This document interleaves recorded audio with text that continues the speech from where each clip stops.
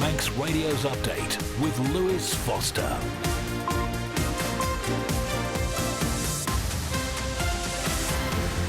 Fastamai, good evening. It's 5 o'clock on Thursday, the 11th of July 2024, and time for your daily roundup of news on and from the Isle of Man today.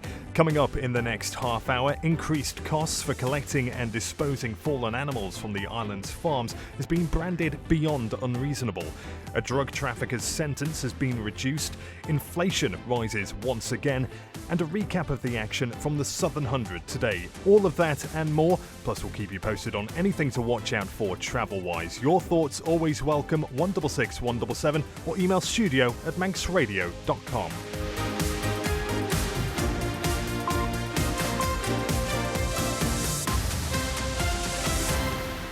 First of all, let's join Chanel Suku for the Man Benham news headlines. Fastamai, Chanel. Fastamai. Cronkyberry School will be closed tomorrow to enable a deep clean of the building. The decision has been taken after a significant number of children and staff were struck down with a vomiting bug today. The school will reopen on Monday, the 15th of July. Davy Todd beat Michael Dunlop by over 3 seconds to secure the Ellen Vannin Fuel Solo Championship win in the afternoon session on the final Southern 100 day. The top 3 was rounded off by Dean Harrison. Meanwhile, a rider who was taken to hospital this afternoon is said to be okay. And an application to build more than 150 new homes in the north of the island has received unanimous approval. The planning committee made the decision this week. In international news, police in Bristol are investigating who left human remains packed into 2 suitcases at the city's iconic Clifton Suspension Bridge. A man was seen acting suspiciously on the bridge just before midnight. Elsewhere, police have given an update on the main suspect in the murders of 2 sisters and their mother in a crossbow attack. He is described as being in a serious condition in hospital after he was found injured at a cemetery in North London yesterday. And in cricket, James Anderson struck for England's cricketers as they eye an innings victory over the West Indies in the first test. A short time ago, the tourists were 18 for 2 in their second go with the bat at Lord's, trailing by 232 runs. Those are your headlines. News at 6. Gurumayed, thank you, Chanel Suku. Now for the weather, brought to you by Manx Glass and Glazing, and what a different day it's been on the island today. Dry but turning cloudy this evening with light or moderate northerly winds, then dry but rather cloudy overnight with a minimum temperature around 11 degrees. Dry tomorrow with sunny intervals, light to moderate northerly winds and temperatures up to 16 degrees. Generally dry over the weekend as well with sunny intervals, light winds and temperatures around 17 degrees. That's more like it. Sunset tonight at 9:47 and sunrise tomorrow morning at 2 minutes past 5. Manx Glass and Glazing don't just do the big jobs. It's easy to repair broken greenhouse glass at Manx Glass and Glazing. For greenhouse glass cut to size, call 674 573. Many people are struggling. You could help them with a donation to Isle of Man Food Bank, whether food or other essential items or financial support. Please call 646 999. Brought to you by Descon Office Interiors. Relax at Wicked Soy Candles overlooking Douglas Bay. Our candle and wax melt courses includes refreshments from £40 per person, and you can bring your own drinkies. Wicked Soy Candles, Tower House Douglas, where relaxation and creativity come together. For a wide range of wood-burning stoves and a complete installation service, visit The Snug in Ramsey. And we don't stop there. Kiln-dried firewood and full aftercare service, including chimney sweeps and maintenance. Call The Snug in Ramsey. Your business can grow its market share 4 times faster. Be heard by over 43,000 island adults over 13 weeks. Call us on 682 600. Manx Radio is proud to support Manx businesses and communities. You're listening to the Isle of Man's quintessential daily news and current affairs roundup. Update on Manx Radio. And the time now 4.5 minutes past 5. Increasing the cost for collecting and disposing of fallen animals from the island's farms is beyond unreasonable, according to the union that represents them. Earlier this month, the Department of Infrastructure put the prices up, with one cost increasing by 185%. In response, the Manx National Farmers Union told its members to withhold payments, describing the move as catastrophic. Sarah Comish is the General Secretary and says their members will continue to do so for the foreseeable future. With the lack of agreement reached with the DOI on the matter, we recommended to our membership that all farmers withhold payment for any fallen stock charges as of the 1st of July. At the moment, that position still stands. Are most members following that advice and withholding those payments? Absolutely, yeah. So going forward then, what other options do you have? Either they increase the charges by inflation only and accept that the farming industry cannot provide full cost recovery for the plant, or they change regulations and allow farms to bury stock on farm where necessary. We have had a statement from the DOI highlighting that they essentially make a net loss of £500,000 per year on this. Is it right for that expense to be put on the DOI? Yes, under current regulations. I think it's too much of an ask to expect the farming community to cover that cost. There was never an agreement that that would be done. In the past, any increases have been negotiated with the industry. We have very recently had an update from the Minister for DEFA to say that we are hopeful that we can revisit this situation and that we can renegotiate the price increases. How big an impact will this have on top of all of those other things that are affecting the industry? Well, it puts an enormous amount of strain on individual farmers. Obviously, they've lost the stock, so they've lost the value of that stock. And then to have this level of charging imposed on them, which is way beyond anything that's set in the UK, is beyond unreasonable in our eyes. Farmers should not be penalised for the misfortune of losing livestock. And just finally, what would happen if, with farmers withholding payments, what happens if, in response, the DOI refuses to collect this livestock? Under regulations and legislation, again, they can't do that, so they are obliged to collect the stock. So that would mean revisiting the regulations that currently exist. That was Sarah Comish, the General Secretary of the Manx National Farmers Union, speaking to Sian Cowper there. Well, the Isle of Man government says the animal waste processing plant has produced an average annual net loss of just under £500,000 over the past 5 years, and that as prices for using it haven't increased for some time, a rise is considered an appropriate measure. However, it says it's committed to continuing the conversation with the MNFU. 7.5 minutes past 5 now. The Isle of Man's inflation rate rose again last month, which makes it 2 months in a row we've seen an increase. The rate at which prices are rising now stands at 3%, as Christian Jones reports. Statistics Isle of Man is reporting last month the island saw consumer inflation rise by 0.3%, up from 2.7% the month before. Despite this slight rise, there looks to be a continuation of the fall in the rate of inflation, which began in earnest during the latter half of 2023. That's Treasury Minister Alex Allinson speaking there. And some of the largest increases are seen in restaurants and hotels, which are up 8.7% in comparison to 12 months prior. Meanwhile, education was the second highest, having risen 6.5%, but preschool fees contributed the most to that, with a spike of 12.7%. Tea, driving lessons, window cleaning and bacon are also among the largest movers over the past year. However, multivitamin tablets, gas and bread eased the rise as they saw decreases. And if we look at the data over a 1 month period, transport sees the biggest increase by 3.4%, which is closely followed by restaurants and hotels. Meanwhile, clothing and footwear experienced deflation by a rate of 0.6%. You're listening to the Isle of Man's quintessential daily news and current affairs roundup. Update on Manx Radio. Not being able to control how much a significant portion of its staff is paid is putting Manx Care under pressure, according to the organisation's vice chair. While Manx Care negotiates pay with its medical staff, many of its admin workers are covered by the Public Services Commission. Sarah Pinch says this poses a challenge for the board, particularly as finance business partner Ashley Parry highlights its financial position so far this year. At present, that forecast of 18.5 million assumes that we have around 5 million of CIP savings already taken as being achieved within the forecast. May itself was a higher spending month than April, although this was expected as April usually runs at below the average run rate as it's crossover between year ends. May was also slightly higher than originally forecast, and this was a result of operational cost pressures and also a new high-cost placement which could not have been planned for.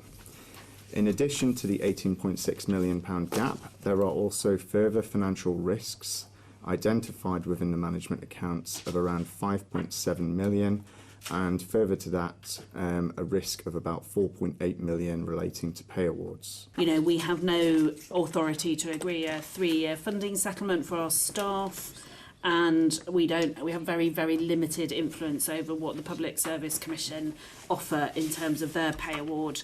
And those two things have significant impact on this organisation, financially and in the ability for the committee and Miriam in her role as Interim Director of People to give the board assurance about what is actually happening with our people.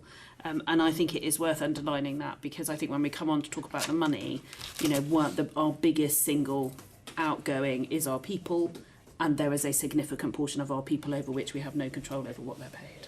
Manx Care Vice Chair Sarah Pinch and Finance Business Partner Ashley Parry speaking at today's board meeting.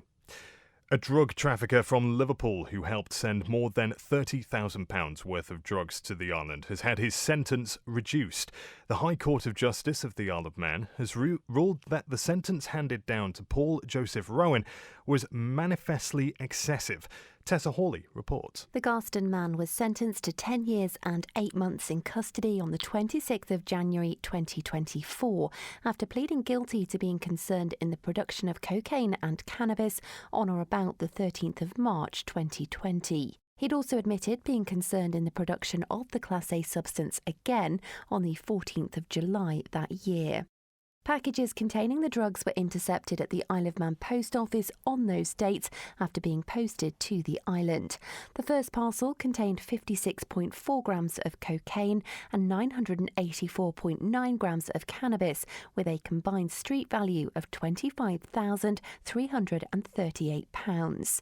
The second parcel contained 63.5 grams of cocaine, with a street value of £6,350. Rowan's fingerprints were discovered on the exterior of both of them. Officers also determined that a telephone linked to him had been used in an attempt to locate the parcel.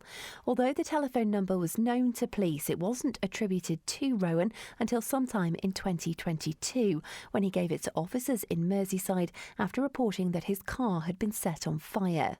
Rowan was arrested and pleaded guilty at the first opportunity, telling the court he was £4,000 in debt to drug dealers in Liverpool due to his own personal drug use. During the appeal, Rowan's advocate said the aggravating factors identified by the sentencing deemster did not justify the aggravation of his offending behaviour to the extent of the 15 months custody imposed. Determining that the sentence imposed was manifestly excessive, the appeal deemsters reduced it by 2.5 years, meaning Rowan will now serve a total sentence of 8 years in custody. You can read the full judgment at manxradio.com. Tessa Hawley, thank you. In business news on the island today, Douglas clothing store The Boredroom is asking people on the island to fill out a questionnaire to help it understand what's going on in terms of retail here. In a post on social media, the Strand Street store says retail is hard over here and it's getting harder to keep the doors open, especially with the increasing cost for everything. It adds, it's increasingly feeling like we're climbing a steep hill that's only getting higher the further we go up. You can find a link to that questionnaire via The Boredroom, spelt B-O-R-E-D, on Facebook, and we'll be hearing more on that on Manx Radio Breakfast tomorrow.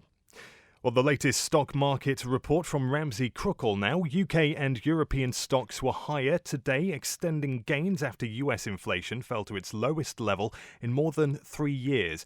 The US Consumer Price Index declined to a 12-month rate of 3%, according to the Labour Department there. That was down from 3.3% in May. Investors were keenly awaiting the print for a sign the Federal Reserve may be prepared to lower interest rates in its coming meetings. Gold prices climbed for a third straight session today, helped by a weaker US dollar ahead of inflation data that will determine whether the Federal Reserve will lower interest rates this year. Gold up 2.12% to $2,421. At the close, the FTSE 100 up 0.36% to 8,223. The DAX up 0.76% to 18,547. A short while ago as well, the Dow Jones up 0.21% to 39,803. The S&P 500 down 0.57% to 5,602. And the Nasdaq down 1.27% to 18,411. British pound sterling trading at 1.291 US dollars and 1.188 euros. And Brent oil as well, up 0.16% to $85.43. I'm running late again. Do you know where I put my car keys? In the fridge. Where's my phone? Under the dog basket. Bye. You haven't forgotten that we're seeing Ramsey Crookall later? Oh, no, of course not. 5 p.m, is it? 3:45. I'll be there. Life is busy. That's why Ramsey Crookall's team takes time to help you make a mindful investment decision, considering all the options, giving you full control of your financial future. Less stress, more assurance. Forgot to put my shoes on. Oh. See how we can make your money work for you. Call 717171 or visit ramseycrookall.com. Licensed and regulated by the Isle of Man Financial Services Authority. Manx Radio Travel, driven by Quayside Tyres and Service Centre. Well, no more racing for the Southern 100, so the Blount course will be open tonight. The DOI has been carrying out surface dressing on the Portown Road this afternoon, which was expected to be complete by 5 o'clock, so hopefully that route clear now. Let us know otherwise. South Quay in Douglas will be closed for surface dressing this evening from 6 o'clock. Traffic management in place. It's hoped this work will be complete by 7, so just an hour. And in Laxey, temporary lights on Ramsey Road at the Minorca Hill Junction, 24 hours a day for 3 separate phases of drainage installation. And temporary lights on Pinfold Hill near the turn for Lonnan Church Road, 24 hours a day for work on the pavements there. And it's the last day, apparently, of those temporary lights in Ramsey on May Hill near the Seamount Road turn. They've been in 24 hours a day as well for gas main repairs. Well, over at the airport, the Manchester EasyJet flight due to depart at 5:30 was delayed a short time ago until 6:15.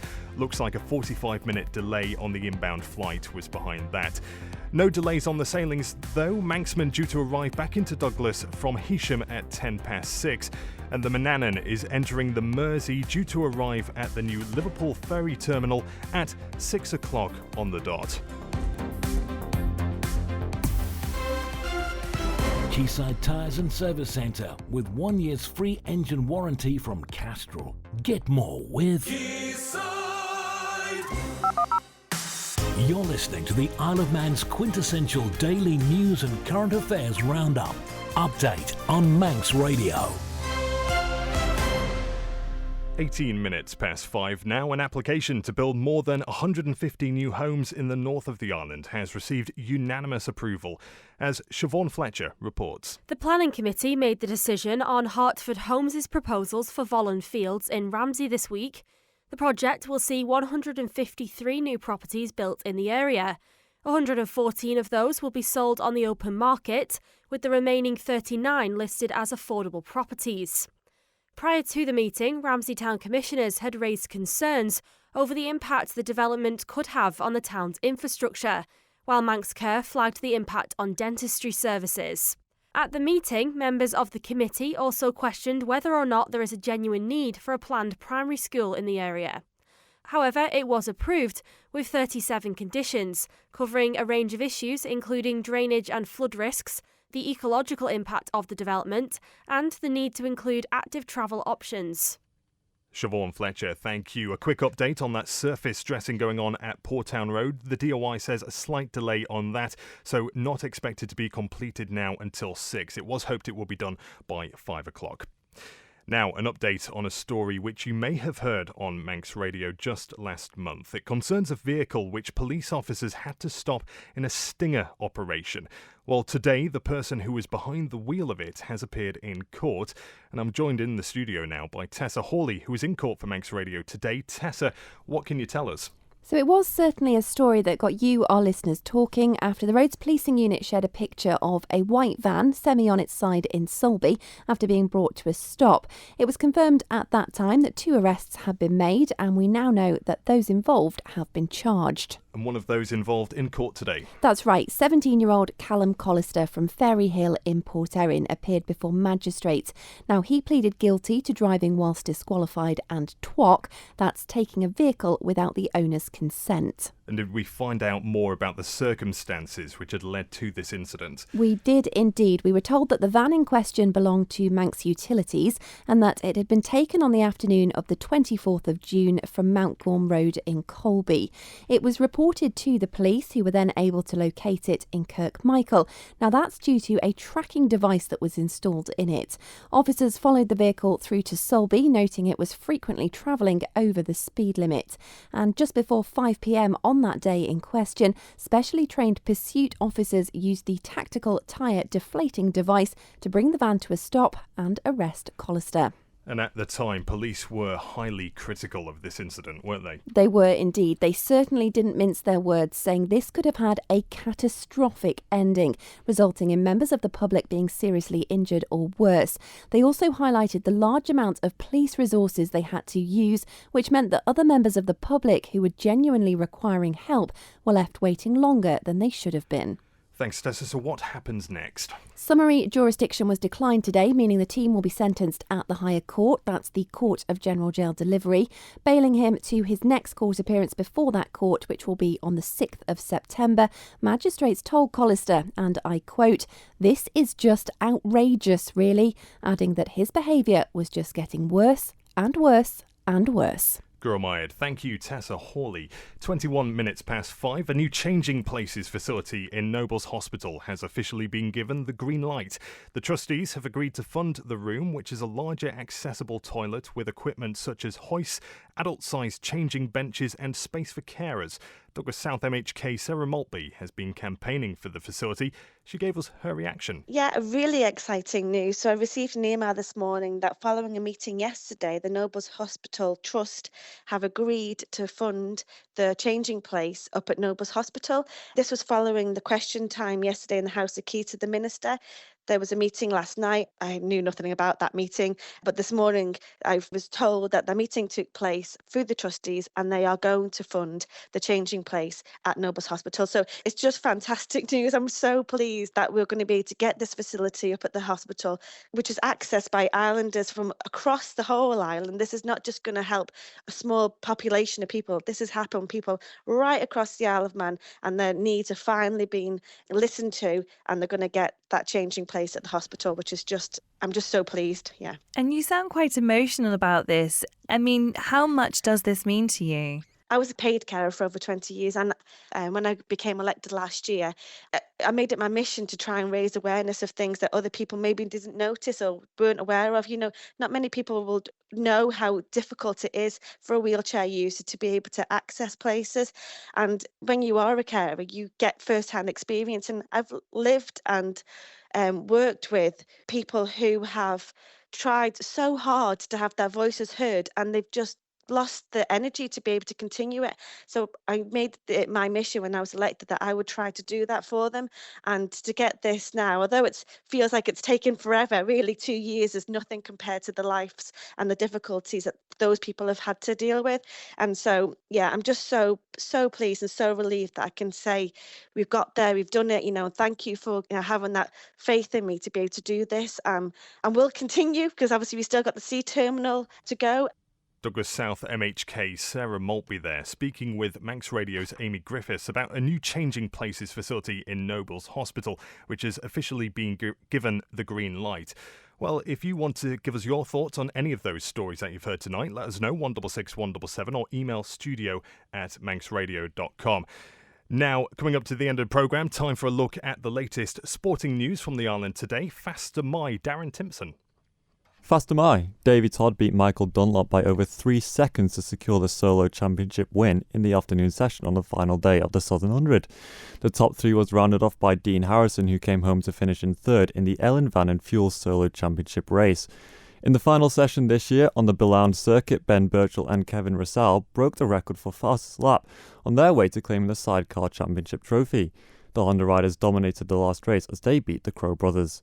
Elsewhere, Dunlop completed a hat-trick of wins in the 2024 Southern 100 in the first afternoon race, as he beat Paul Jordan in the Bettridges of Foxtel Car Sales 600cc Challenge race, which takes his tally to 25 wins overall. Earlier, the morning session opened with the 600cc JCK race when newcomer Grant Thompson dominated the rest of the grid as he crossed the line to win by 6.4 seconds ahead of Adrian Harrison. In the H&H Motorcycle and S&S Motors 600cc race, Mike Brown came first ahead of Dunlop in another exciting encounter which also saw 4 riders battle for third place. There were 3 red flags in the day's racing, but everyone was okay, which meant all races could be completed, however 2 were shortened. Away from the Southern 100 and onto cycling, Mark Cavendish came agonisingly close to winning stage 12 of the Tour de France today. The Astana sprinter was well in the mix in the final kilometre, but he couldn't close down Bernam Jamais, who claimed his 3rd stage win of the Tour so far. Cavendish and the rest of the riders will continue again tomorrow as the peloton will make its way from Argent to Pau in a 2nd consecutive flat stage.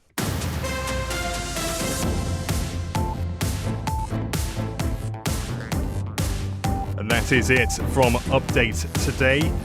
Do remember you can contact us in the Manx Radio newsroom anytime by email. It's newsroom@manxradio.com. And as always, there's much more on tonight's stories on the Manx Radio website, including interviews in full in the Newscast section. Up next, it's Shaclair with Bob Carswell and After 6 Greatest Hits with Chris Pearson. I've been Lewis Foster. Beth Espy will be back with Update again tomorrow at 5 o'clock.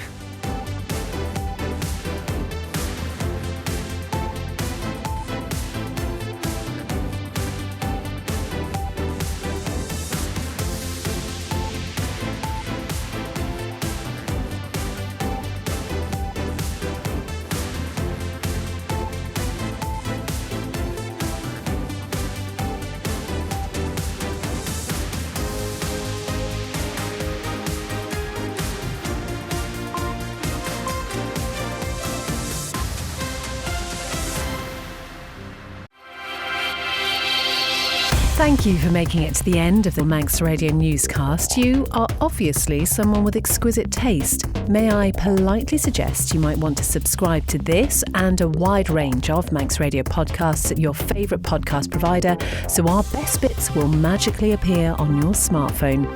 Thank you.